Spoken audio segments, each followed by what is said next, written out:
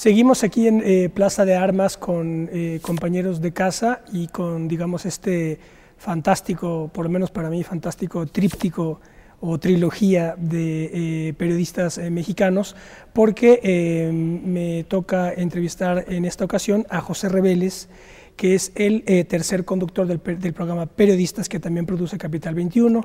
Ya entrevistamos a Roberto Rodríguez Baños y a Sara Lovera. En esta ocasión conoceremos las evocaciones de José Reveles. Quédese con nosotros, esto es Plaza de Armas.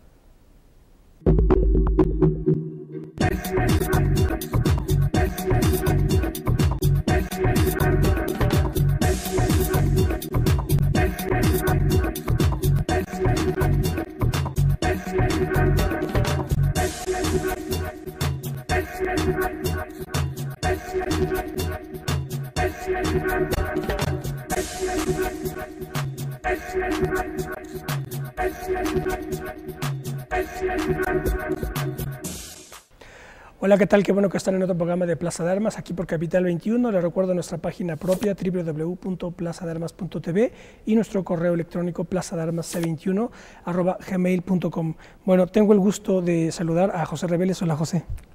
Muchas gracias y con mucho gusto estoy aquí contigo, Ismael. Ya les cuento, Pepe es el otro conductor, junto con quien Roberto Rodríguez Baños y Sara Lovera organizan el programa de periodistas de Capital 21. Ellos siguen en su oficio, este oficio vertiginoso y arriesgado del periodismo, pero ahora yo me lo saqué y ahora ellos son los entrevistados, uno por uno lo he hecho, y ha sido muy interesante, sobre todo pues para mí, en función de la generación a la que pertenezco, porque Pepe, al igual que Roberto y Sara, pues son de los que conocen las entrañas del periodismo contemporáneo mexicano, fundamentalmente de la segunda mitad del siglo XX, y pues es muy interesante de todo punto conocer precisamente los registros que ellos tienen de tantos proyectos, tantas figuras tan importantes, como son precisamente la propia Escuela Carlos Septién, que es de la que él es egresado,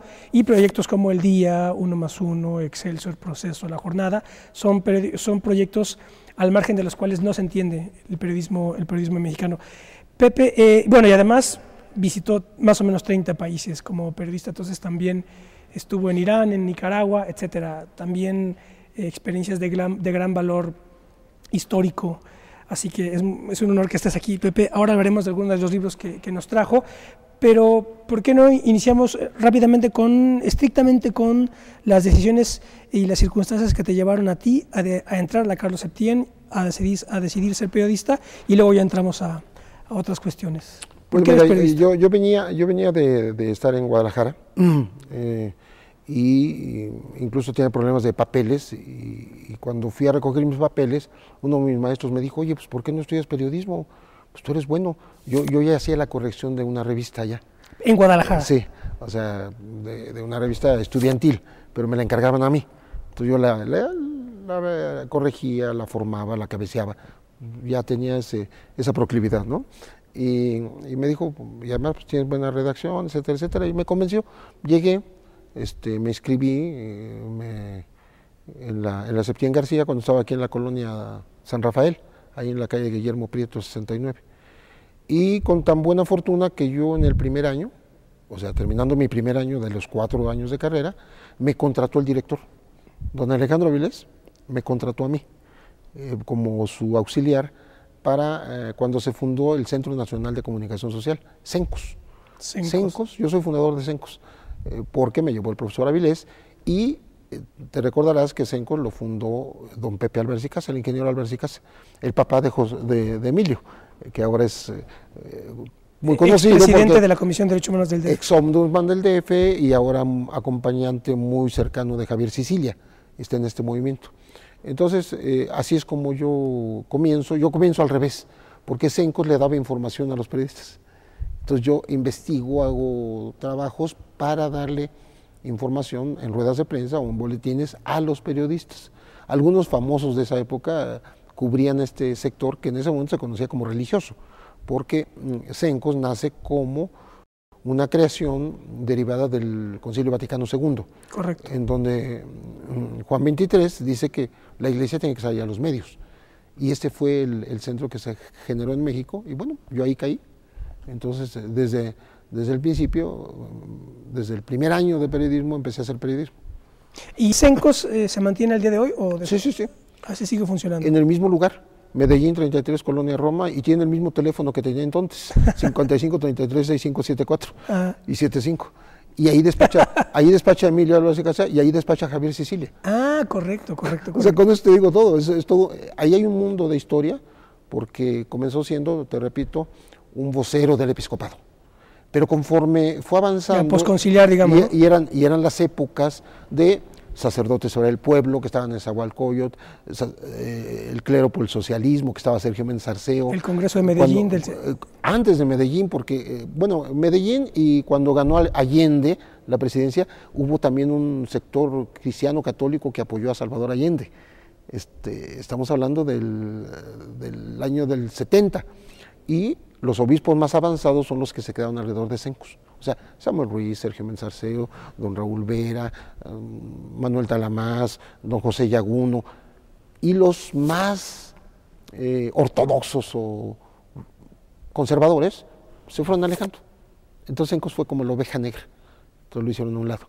Bueno, yo viví todo eso al principio, cuando todavía esto no ocurría, pero Cencos pasó de ser un vocero clerical, ¿no?, a ser vocero de las luchas populares, o sea, sindicales, campesinas, y bueno, y ahora de víctimas de la violencia. Claro. Porque todo se está recopilando. Se inscribe en eso precisamente. Exactamente. Entonces, tan es así que en 2 ocasiones fue allanada la oficina por parte de Gobernación. O sea, el CISEN llegó y se llevó los archivos. Estamos hablando de agresiones a un centro que se ubicó como de los primeros, de los pioneros en lo que es los derechos humanos. Correcto. Entonces ahí me tocó aprender, pues estamos hablando de que yo tenía 20 años. ¿Cuándo pasaste ahí? Cuando empecé ahí. ¿Quiénes fueron tus principales maestros e influencias en el periodismo y en la formación doctrinaria o ideológica? Mira, yo tuve la suerte de encontrarme con generación de periodistas muy buenos en los lugares donde estuve. O sea, yo al primer periódico, o sea, después de Cencos, inventamos un servicio de información clasificada. O sea, las síntesis que ahora tú ves por todos lados, sí, no existían. Fuimos los pioneros, los primeros. Lo hacíamos a las 5 de la mañana y a las 8 ya teníamos la síntesis ordenada por temas, por áreas internacional, nacional y metropolitana, en 13 temas editoriales y todo, e impresa en lo que se llama un stencil electrónico. Pues estamos hablando del año 67, ¿no? Y eso lo vendíamos y nos lo compraban hasta los jefes de información de los periódicos. Éramos muy buenos. ¿Como Cencos? No, fue un desprendimiento de Cencos, digamos, salió un poco de ese ámbito, pero la idea nació para salvar una biblioteca, un acervo cultural, y se llamó Culbimex, Cultura Bibliográfica Mexicana, porque era un archivo histórico que se iban a llevar 10,000 volúmenes, que se los habían llevado a Austin, que es clásico, ¿no? Sí, que es donde están los Texas, archivos de la historia mexicana. O se iba a ir a Estados Unidos. Entonces se hizo una especie de patronato fideicomiso para salvar eso. Y como medio de salvarlo hicimos esta síntesis, y fue muy exitosa, éramos muy buenos. Tanto así que Selecciones del Reader Digest nos pedía a nosotros que hiciéramos su anuario, porque teníamos toda la información. Entonces yo aprendí que si tú desde las 5 de la mañana leías los 9 periódicos que en esa época se publicaban en el DF con la presunción de ser nacionales, ¿no? Eran 9 nada más. O sea, los últimos que habían salido eran El Sol y El Heraldo. O sea, estamos hablando de... ¿El Sol de México, dices? Sí, el Sol de México. El Sol de México. ¿Y el del DF, sí, porque ya existía la cadena en la República. Pero el Sol de México se funda en el 66, 67, y el Heraldo también. Entonces, no había más que 9 periódicos. O sea, no existía ni La Jornada, ni Uno Más Uno, ni La Crónica, ni etcétera, etcétera, ¿no? O sea, todos son mucho más para acá. Pero bueno, yo aprendí que leyendo mucha información tú tienes más posibilidades de ser buen periodista. Y yo siempre les aconsejé a los chamacos en las escuelas, y cuando me lo preguntan en una plática, lo primero que tienes que hacer es estar perfectamente informado, o sea, empapado de la información.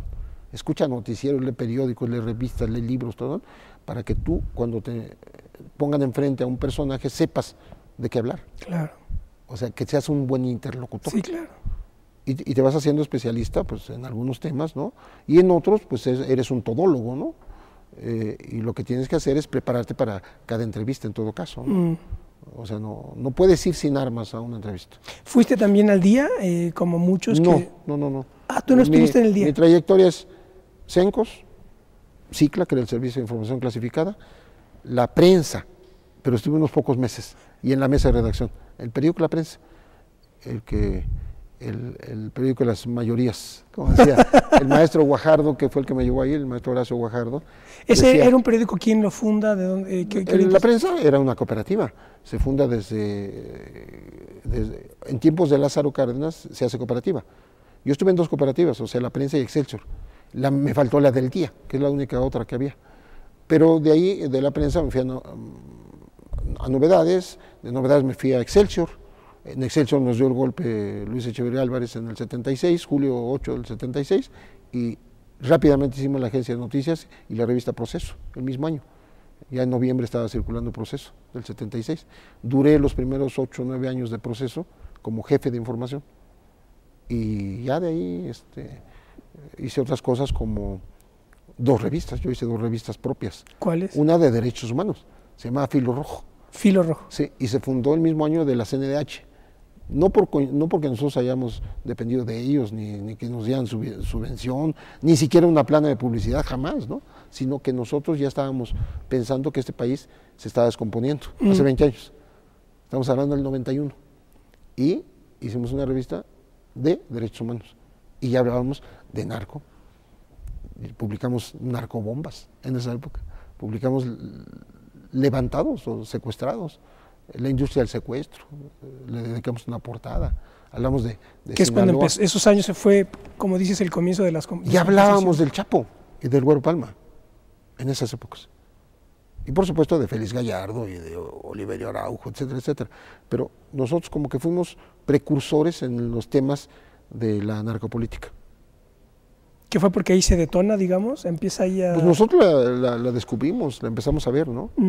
De tal manera que incluso hubo una ocasión, esto es como anécdota, cuando estaba el programa Blanco y Negro de Javier Solórzano y Carmen Aristegui. Ese es ya más para acá, más no mucho, en los 90s. No. Ellos estaban en Multivisión, sí. Antes de romper con Multivisión, sí. En aquella época.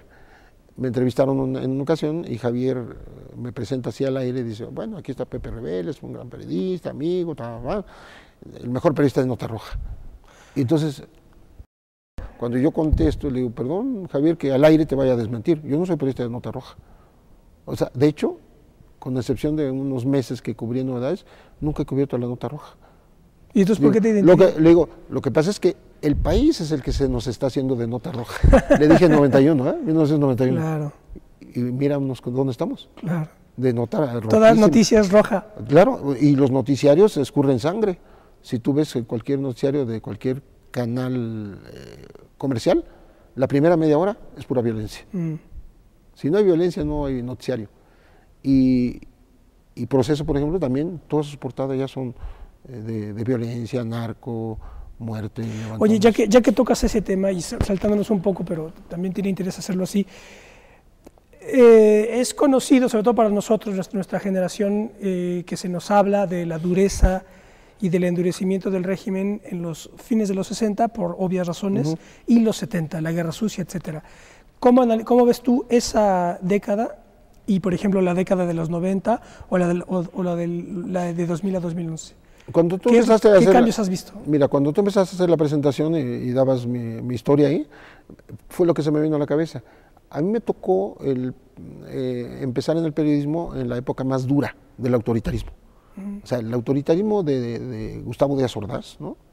Que era totalmente el estilo de la época, ¿no? En donde no se permitía ninguna disidencia y era perseguido el que disentía, el que criticaba. Y entonces ahí, en la Guerra Sucia, vienen los desaparecidos, vienen los muertos, los encarcelados políticos. Es toda una época de autoritarismo, repito, en donde la libertad de expresión cuesta trabajo ponerla en práctica, ejercerla.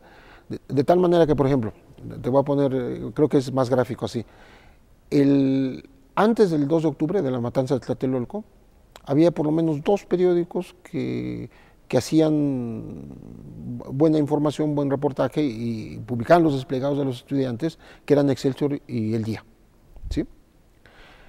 Pero el día 3 de octubre, El Día fue totalmente acallado. O sea, no sacó nada. ¿No salió? No, sacó la versión oficial. El ejército tuvo que reprimir a estos chamacos armados que lo atacaron, ¿no? Era la versión oficial. ¿Y eso fue porque presionó el gobierno? No, pues lo obligó.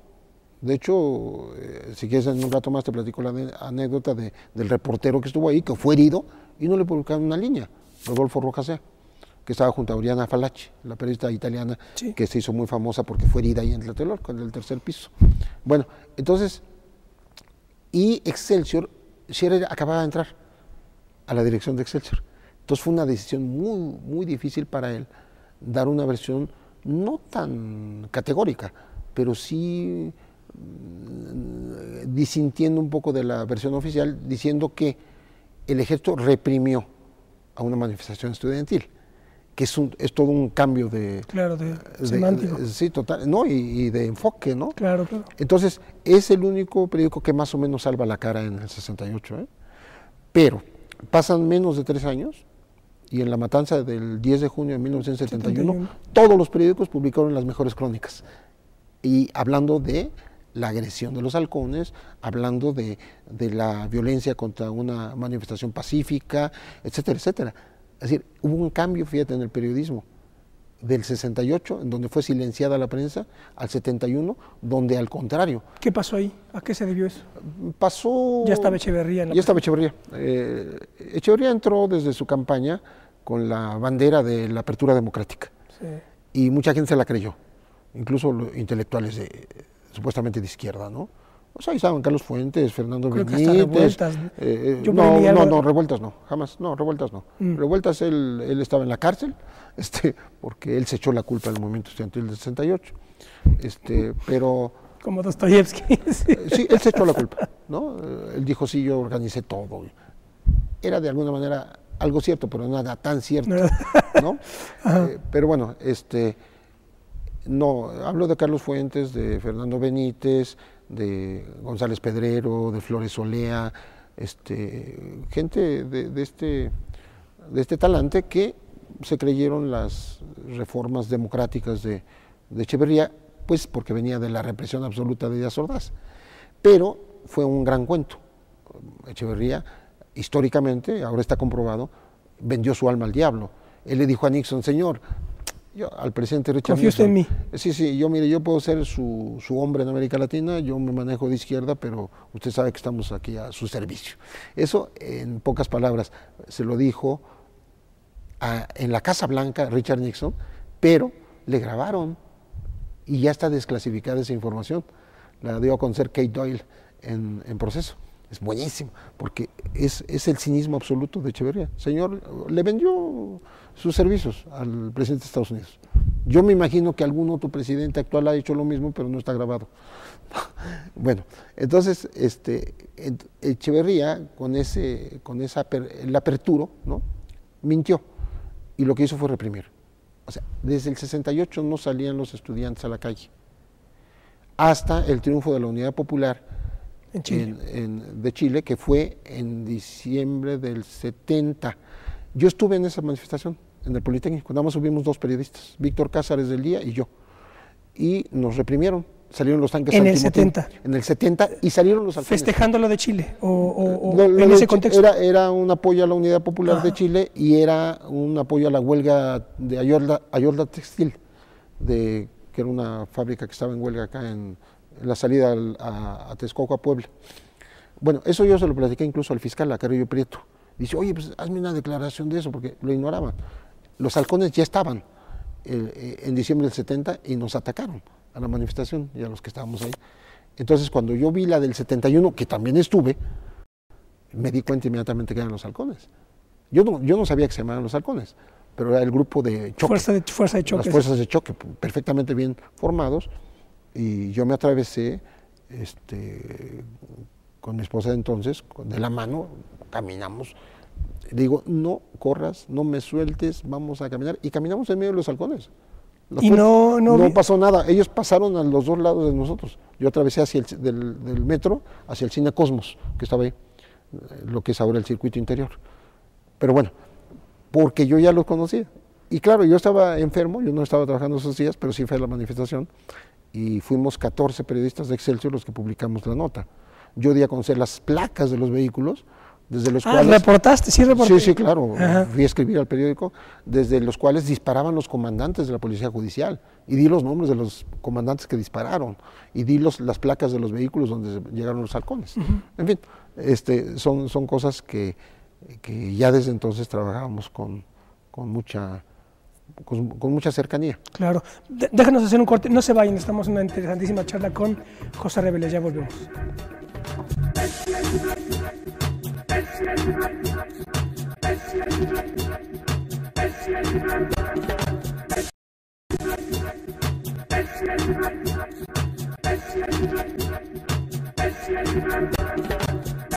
Bueno, ya estamos de vuelta. Esto es Plaza de Armas. Estamos conversando con José Reveles. Él es compañero aquí de Capital 21.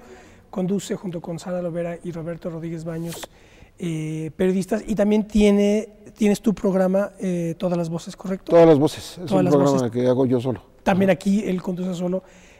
Aquí en Capital 21 traemos algún material de él. Además de otras publicaciones, nos trajo las historias negras, las historias más negras de narcoimpunidad y corrupción en México. También tenemos el virus FC1H1, una pandemia devasta a México, influenza y narco, manipulación electorera. Esto está, digamos, haciendo un juego de palabras con lo de la influenza. Tiene 2 años ese libro. Y también, ahora también hablaremos de ello, que algunos o buena parte de los intereses de investigación de Pepe tienen que ver con el narcotráfico y los problemas de seguridad nacional, el cártel incómodo, el fin de los Beltrán Leiva y la hegemonía del Chapo Guzmán. Esto, para quienes nos ven desde México, pues suenan estos nombres. Para quienes no nos ven, pues a lo mejor ahora explicaremos un poco quién es alguien como Beltrán Leiva o el Chapo Guzmán. Y luego Villa, Sofía Loren y los sandinistas. También ahora nos hablaré un poquitín sobre el contenido de este libro. Tiene otros: Una cárcel mexicana en Buenos Aires, La Quina, El lado oscuro del poder. La Quina fue un gran líder sindical petrolero, en fin, poderoso. Sí, poderosísimo. Poderosísimo. Las manos sucias del PAN. Narcoméxico recién comenzó a circular en España, este libro de Narcoméxico. Pero nos quedamos, Pepe, con esta comparación que te pedí. Sí, entre el 68 y el 71. Sí, esos años que tú viviste, de dureza, de represión, a lo que pasa ahora. Ahora supuestamente vivimos, se dice, en un régimen ya democrático y con instituciones supuestamente más estables, hay más libertad de prensa, pero el país está igual, otra vez, fuera de control. La violencia, ¿qué es lo que pasa? Fíjate que son más subliminales, son más selectivos las formas de reprimir la libertad de expresión. Yo creo que, por el contrario, el país, y cuando hablo del país hablo de toda la sociedad, y junto al periodismo, ¿no? Como que estamos volviendo 4 décadas atrás. O sea, yo lo he dicho en público, ahora tenemos más desaparecidos que en la Guerra Sucia, muchos más, 10 veces más. 10 veces más en solo 4 años y medio de gobierno de Felipe Calderón. Y eso lo sostengo con cifras del propio gobierno, estadísticas, ¿no? Yo acabo de escribir un libro que está en imprenta sobre toda esta temática. Hablo de todos los desaparecidos, hablo de las fosas, hablo de lo que está ocurriendo en México y que no se explica. O sea, nadie lo explica. Ni el gobierno ni las organizaciones civiles todavía lo pueden explicar. ¿Qué está pasando en México? Yo digo que hay un retroceso de 4 décadas, estamos otra vez en un autoritarismo extremo, en donde se quiere imponer una verdad única, en donde incluso encontramos la alianza del poder con los medios más poderosos, como serían Televisa y TV Azteca, en donde pactan, es un pacto de silencio, de cómo informar sobre la violencia, Claro, después lo rompen ellos mismos, pero digo, en inicio firman un pacto como para que informemos honestamente, decentemente, cuidadosamente de la violencia, como si la violencia se pudiera informar de esa manera, ¿no? O sea, hay que decir lo que está pasando porque lo otro sería cerrar los ojos, ¿no?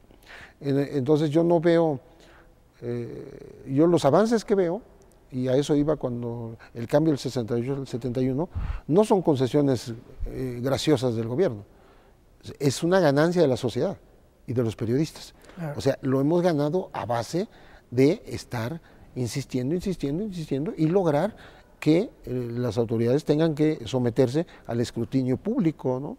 O sea, no es que ellos nos digan, pues ahora sí hay libertad.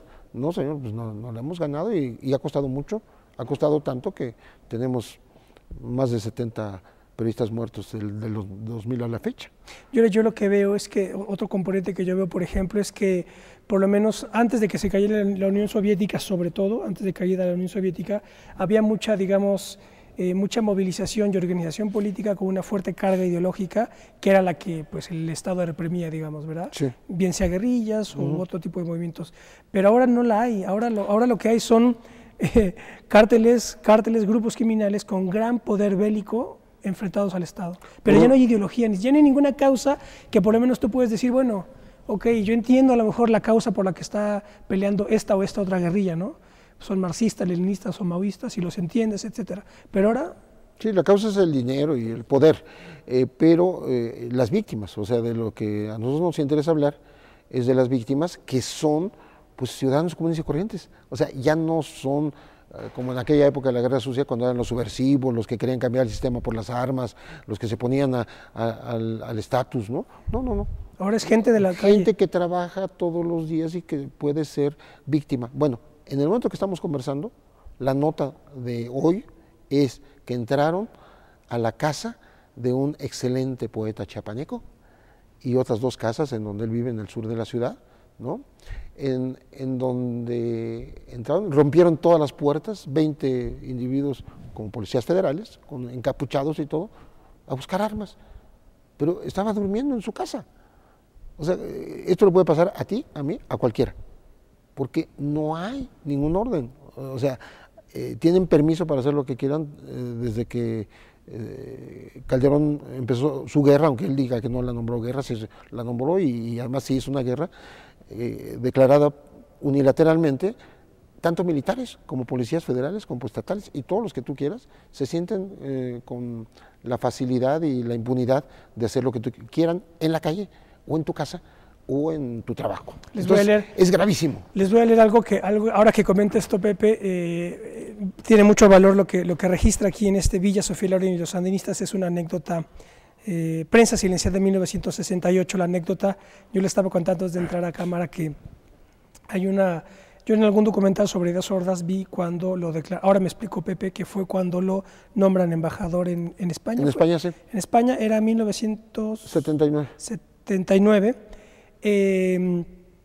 Hay una parte que de hecho se conoce, esa parte en la que alguien le pregunta, yo no sabía, ahora me explicó Pepe qué es lo que pasa, le pregunta algo y entonces Díaz Ordaz le dice, refiriéndose al 68, y entonces Pepe aquí registra el diálogo y vale la pena ver qué es lo que decía, qué es lo que sucedía en esos momentos y qué es lo que pasa ahora.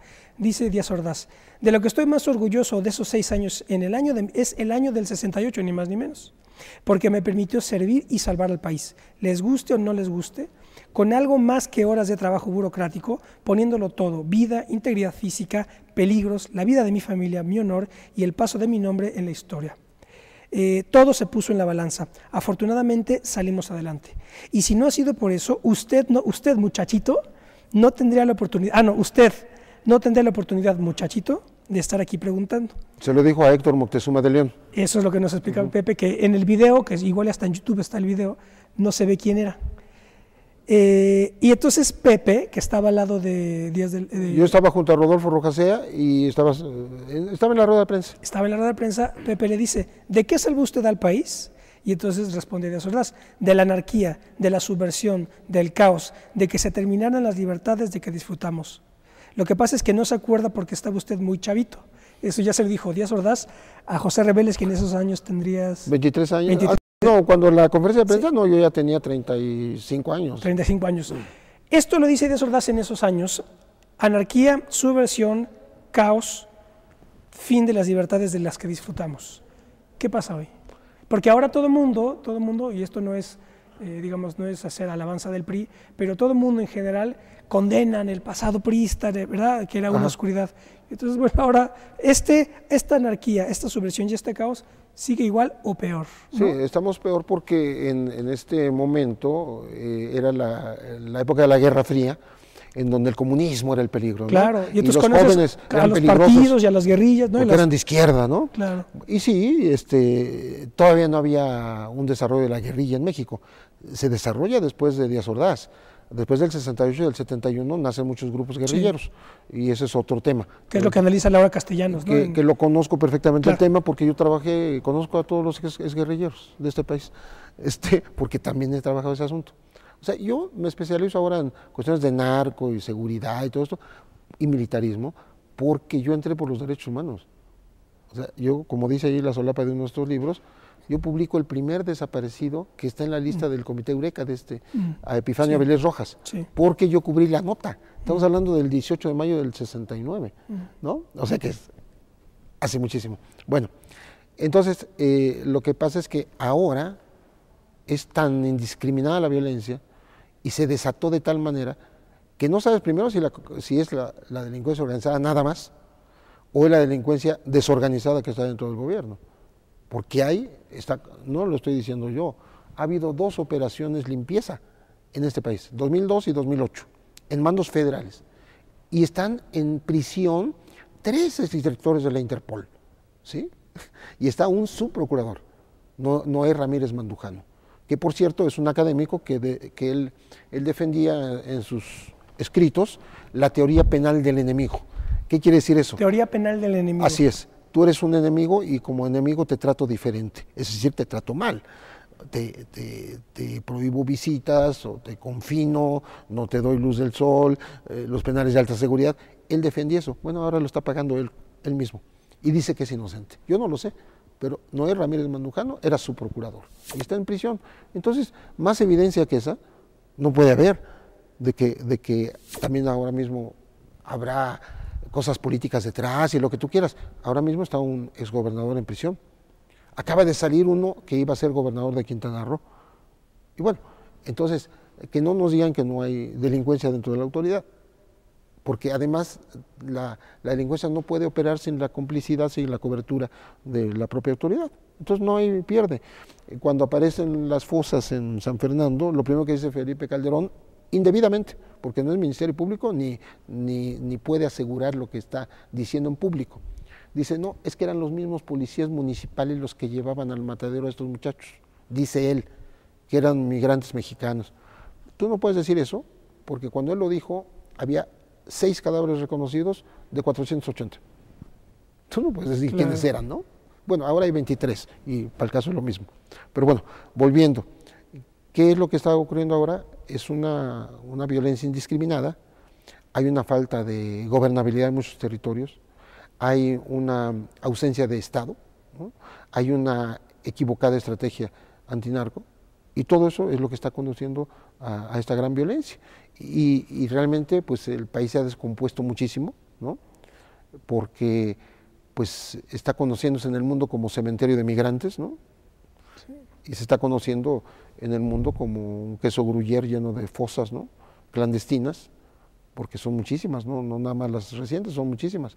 Hay un conteo de 800 y tantas en 22 estados de los últimos 4 años. Entonces, lo que ocurre es que los gobiernos de Acción Nacional que llegaron sin experiencia, sobre todo no llegaron los doctrinarios, o sea, los respetables panistas de oposición que venían de finales de los 30. Sí, del Gómez Morinismo, ¿no? Del Gómez Morín, del padre de Gómez Montt, de González Morfín. De González Morfín, toda esta gente que el propio Ibarrola, ¿no? Toda esta gente, Crislev Ibarrola, toda esta gente era muy respetable, con una ideología conservadora. Sí, claro, con su idea del Estado, de lo claro. Sí, la educación religiosa, etcétera.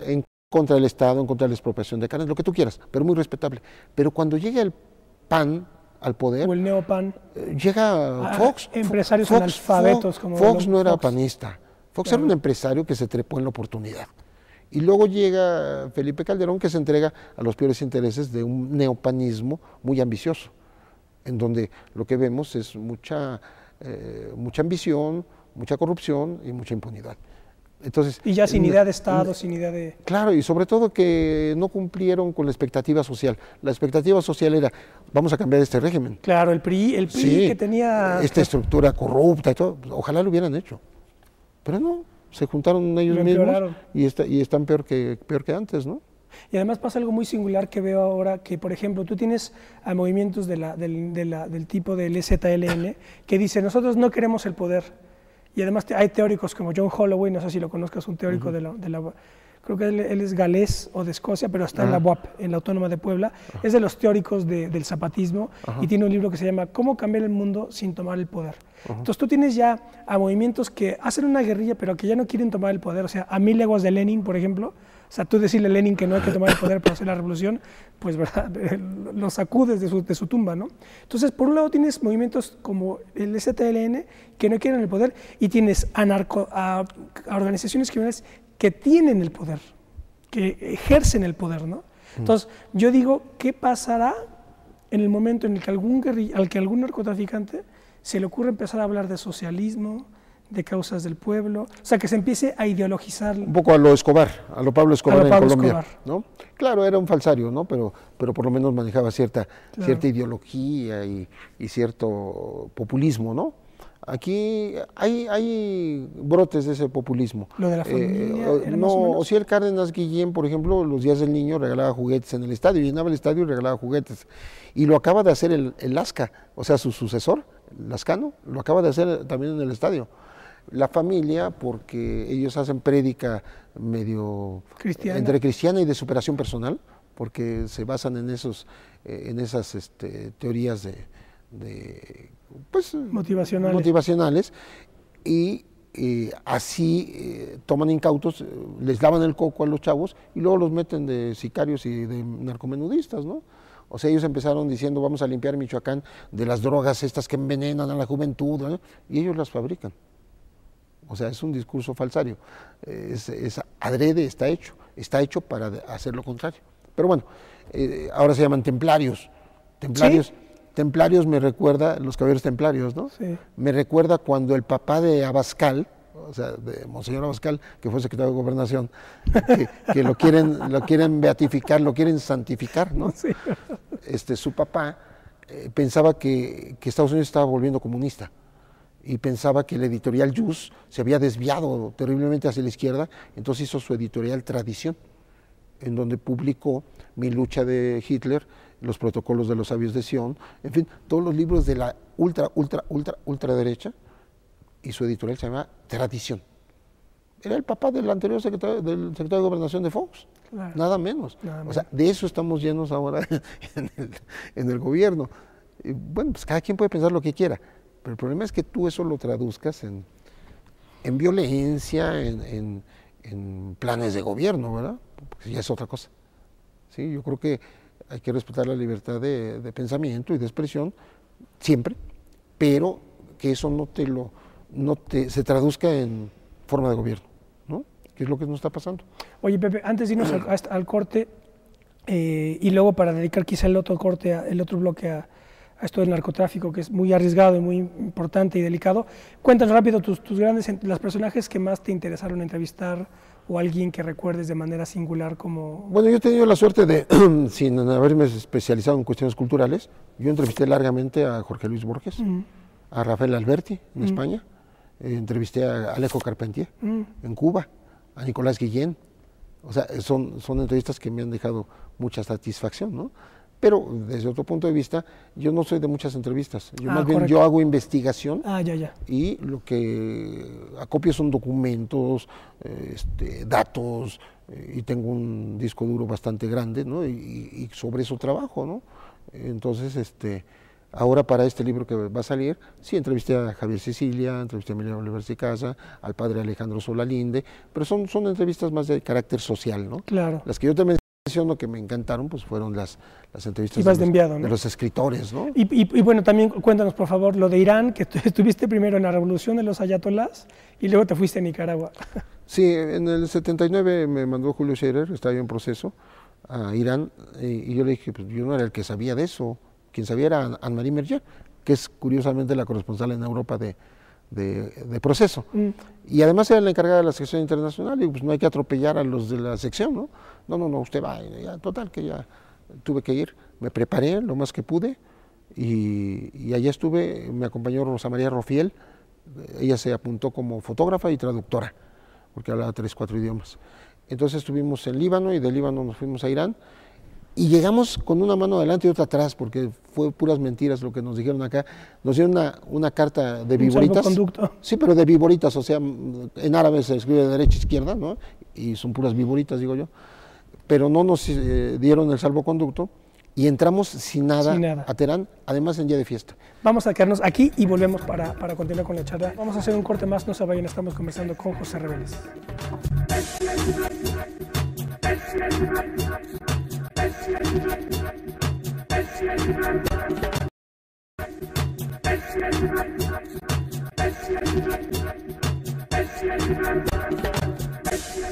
Bien, ya volvemos. Este es el tercer bloque de las evocaciones requeridas de José Reveles y nos quedamos cuando llega a Irán en el 79, totalmente en Irán, indefenso. En Teherán en esa época no había más que un periódico en idioma que nosotros pudiéramos discernir, que era el Tehran Times, en inglés.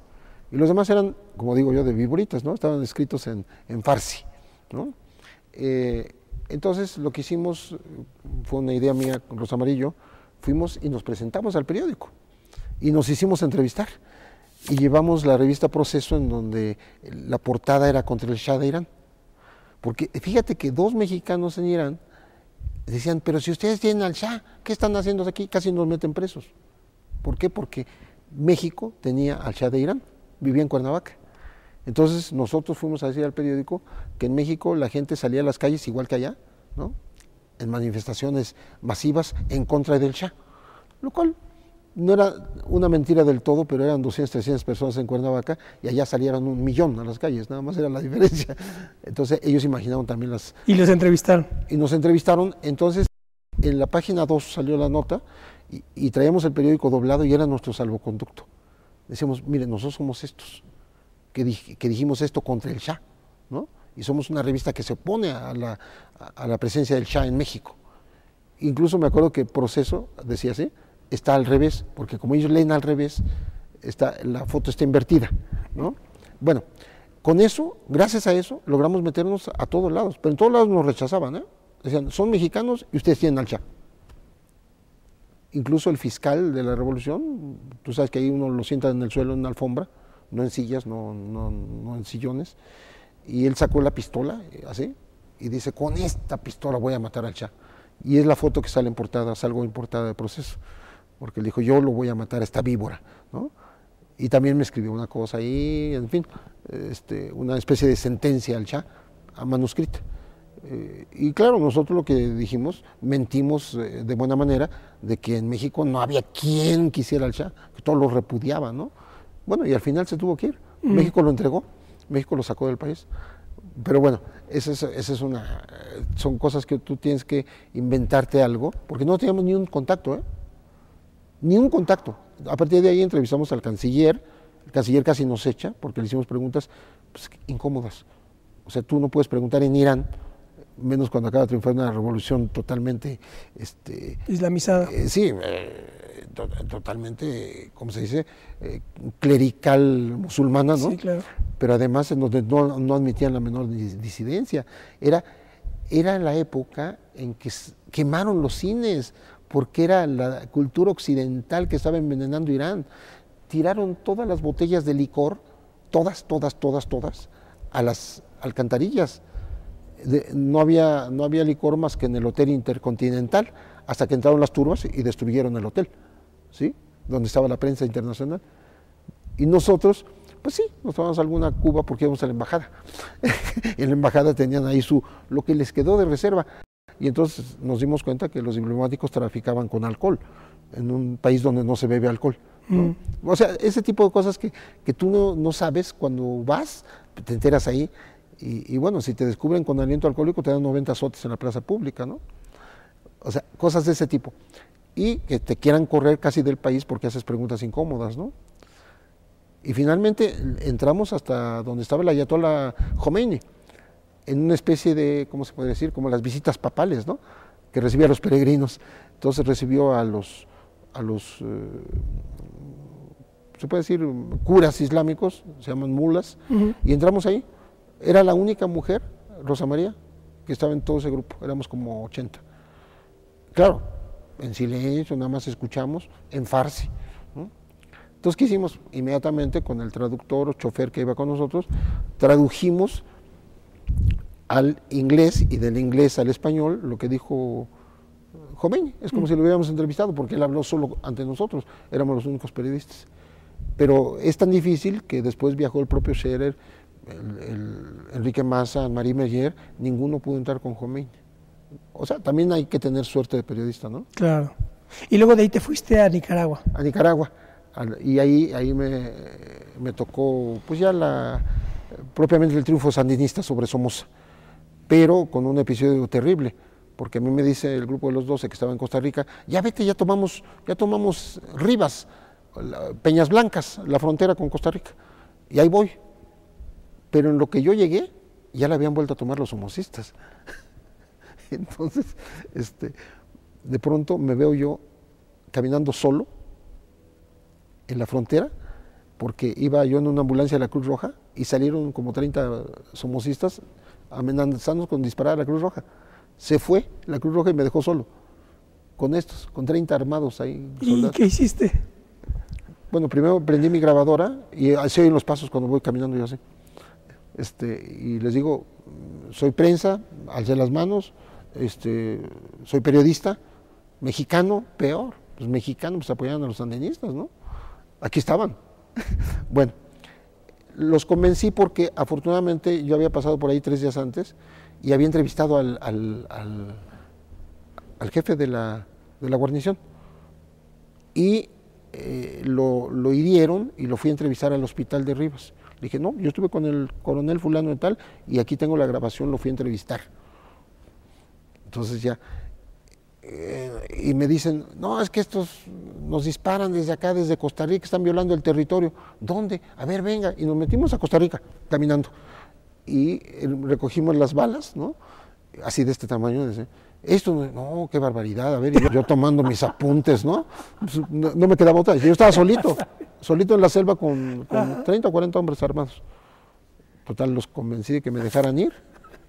No me tomaron preso y me fui, ¿no? Pero sí, son cosas que ocurren, uno puede cometer un error. Claro. Pero yo tenía la fortuna de haber entrevistado 2 o 3 días antes al encargado de la plaza. Fue lo que te salvó, sí, en realidad. Fue lo que me salvó, porque además llevaba la grabación. Pepe, queda muy poco tiempo, pero quería tratar este tema tan delicado del narcotráfico. Cuéntanos un poco ya de tu investigación, de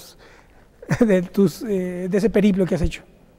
Mira, acaba de salir la declaración del Vicentillo, el hijo del Mayo Zambada, en Estados Unidos. Está en un jurado, está en una corte de Illinois, en donde él dice, hubo un arreglo con la DEA y con el gobierno mexicano para que nosotros pudiéramos operar libremente los del cártel de Sinaloa, siempre y cuando entregáramos a líderes de los otros cárteles. O sea, es un escándalo. Claro, lo está diciendo un traficante. Pero este chamaco lo está diciendo ante una corte. Y lo único que nos está confirmando es que en efecto el Chapo ha recibido la protección del gobierno mexicano y del gobierno de los Estados Unidos. Otro dato, o sea, llegas a esas conclusiones porque conoces del rollo. Obama acaba de declarar a los Zetas como el cártel más peligroso casi del mundo y que hay que acabar con él. ¿Y por qué no habló del cártel de Sinaloa? Tercer dato. El banco que se escribe Wachovia, es Wachovia me parece, de Estados Unidos, se investigó en Londres que recibió 378 mil millones de dólares del cártel de Sinaloa, invertidos ahí. Entonces está la lana del tráfico de drogas en Estados Unidos.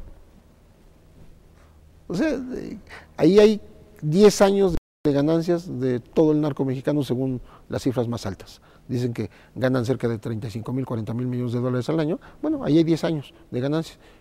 ¿Y dónde está? ¿Dónde está el juicio contra el banco? ¿Dónde recogieron el dinero?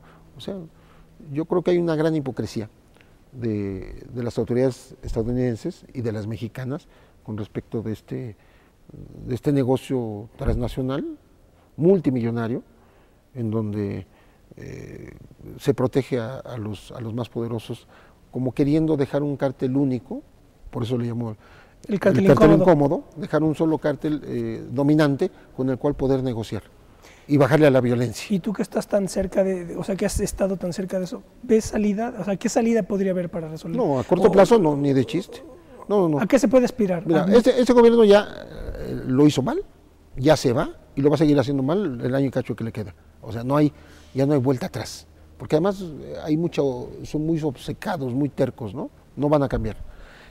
Y el que venga, sea del partido que sea, si vuelve el PRI, si de casualidad ganase otra vez el PAN, si ganase la izquierda, bueno, sea quien sea, va a tener que cambiar totalmente la estrategia. Va a tener que hacer otra cosa, que no es negociar, como algunos sugieren, no es negociar sino simplemente no convertir este problema en un problema militar y policíaco. Sí, ¿no? Este es un problema social, en donde tú debes atacar al narco, ¿cómo? Generando empleos, dando salud a la población, educación. O sea, esa es la manera de atacar al narco. Eso es real. Cuando la tragedia de Juárez, se hizo un programa que se llama Todos Somos Juárez.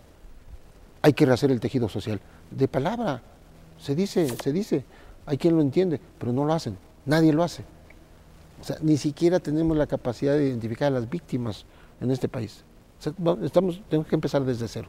Algo así como una especie de limpieza nacional, así lo dice Edgardo Buscaglia, una especie de acto de contrición de toda la sociedad mexicana, políticos, empresarios, trabajadores, periodistas, intelectuales, todos, y decir, vamos a hacer algo de veras.